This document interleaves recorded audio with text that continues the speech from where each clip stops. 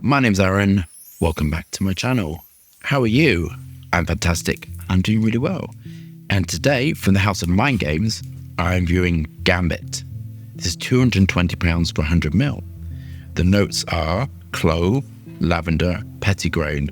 Ooh, you have to watch about petitgrain. Heart notes are cardamom, geranium, mimosa. Base notes are amber star, patchouli, sandalwood. Do we have our bottles of Gambit by MindGames? Are we engaged with our higher self? Let's get testing. I'm yet to find a fragrance within this range that I really love, that's inspiring, that makes me excited to be part of the perfume world, which I love very much. So I'm hoping this one will do it for me. So let's have a look at the packaging underneath.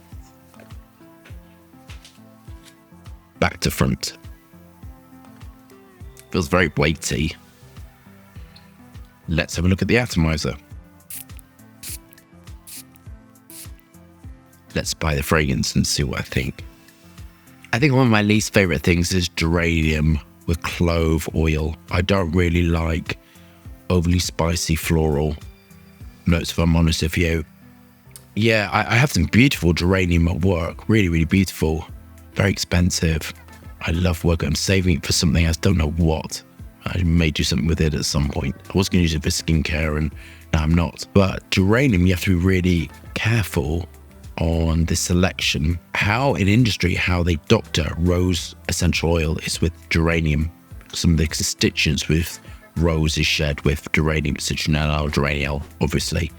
And you absolutely can tell rose essential oil, and really, really good rose essential oil is my most favorite raw material. I love it. On the plus side, this is very radiant and substantial because of the way it's been built. I'd really love to have known what the marketing was behind the fragrance creation, where they got their ideas from. I'd be very interested to know. I'd really love to know how they communicated with the perfumer, how the perfumer communicated to the fragrance evaluators and back to the marketing. I'd love to have known that step, because to me there's been a mismatch with kind of most of them. There's been sort of like a miscommunication, or there's been something missing. This is overly sweet, and that spicy clove, geranium, ethyl maltol really is not appealing, and that's the core of it. Radiant because of the amber star. Amber star is the same family of amber extreme, amber max, amber aniside, kind of an limonol.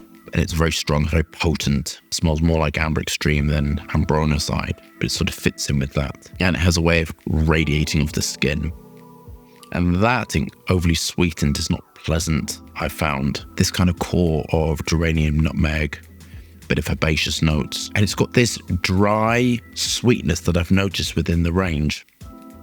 It's kind of at the core of this sort of dry metallic sweetness. I'm not living for that, if I'm honest with you. The use of galaxolide with benzyl salicylate in this formula gives cleanness.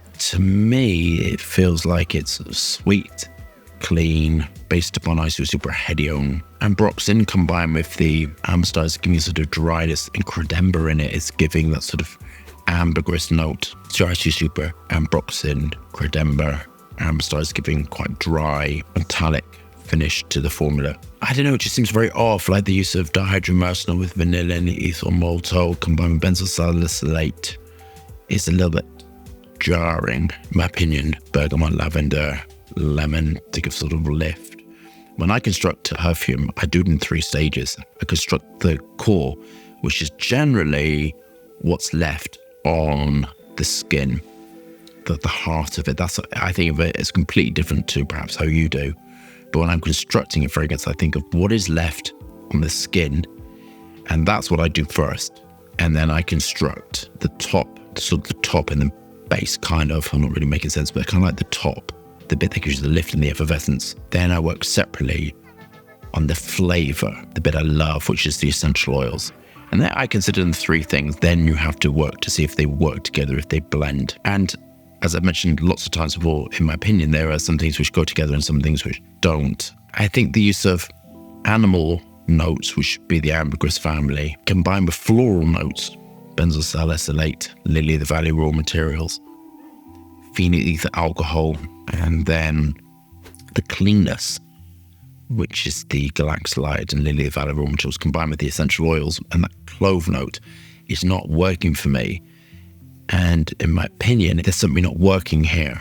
And there's something which isn't matched. There's something which I'm not enjoying. And I believe if it was rejiggled around, I might enjoy it a lot more. And I'm really not enjoying it. It feels a little bit like overly clean, floral, sweet fluffiness. And the clove note for me is kind of sticking out a little bit too much. And it's a little bit not working for me. Yeah, not for me at all, this fragrance. But on a plus side, it's very hardworking. I think it's long-lasting and radiant. But the selection, I think it's the naturals to me, actually. The selection of the naturals and the selection of the floral notes, I think, are a little bit off-peeling. And for me, it's lacking clear direction. I'm like a 6 out of 10. Don't really feel inspired and feel like whatever. And I've got another 4 to review this range, so we're kind of going to get through this. But yeah, I think it's lacking clear direction. I think that might be in the marketing or the fragrance evaluators, somewhere along the lines, it feels like there was some miscommunication, lack of communication, or clear direction somewhere along the lines, and it's lacking that in it. So if you love that review, thumbs up and subscribe for more fascinating, interesting content, lots of moving hands, and lots of fragrance views. Hope you're staying safe and well. See you soon.